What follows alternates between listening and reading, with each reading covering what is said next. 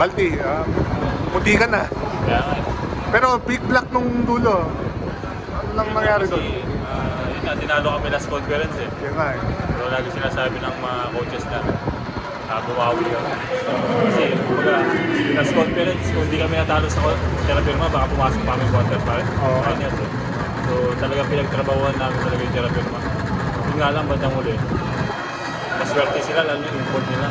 Talaga nakakasok sa labas. Kasi noong una, hindi talaga eh. So, sabi ko kay boss, huwag muna ako ilabas, gusto manalo. Ayun, buti na lang, hindi na shoot ng 4 points. Yun nga, sinabi mo nung last conference, malaki din lamang nyo nun eh. Oo.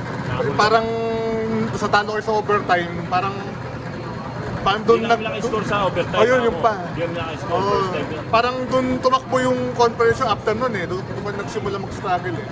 So talagang pumasok sa isip talaga namin na gusto namin talunin talaga, makabawi kami ng Terrapirma. Kasi kailangan namin ito magpapanalo eh. Ako pa yung sunod, mas malalakas na yung kalaban namin sa susunod. So kailangan talaga namin manalo ng Terrapirma. Tingin mo, magbabago na yung tatahakin nyo ngayon. Now 2-0 kayo. Yun, trabaho pa rin kami. Kailangan magpahinga. 15 na naman na laro namin eh. Takaw na naman. So, ibang na naman. Ibang mga player na naman itong mga sigurado. Babawi na naman sa amin. Sa pinalo namin sa conference.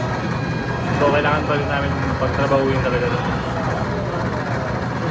Ano yung paglalaro mo sa Gilas na laking tulong? Ay, sobra. Kasi, yan ang marami ng mga player dito sa pro. Gusto maglaro doon sa Gilas eh. Nakasama ako. So, sobrang thankful ako na kumbaga blessed ako na nakasama ako sa Gilas. Kumbaga malaking ano yun eh. Opportunity sa akin na madadala ko dito, lalo na si Juan. Pinapakita ni Juan.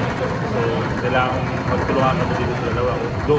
Kumbaga dito sa team ng Converge, kami inaasahan talaga. Balti, thank you.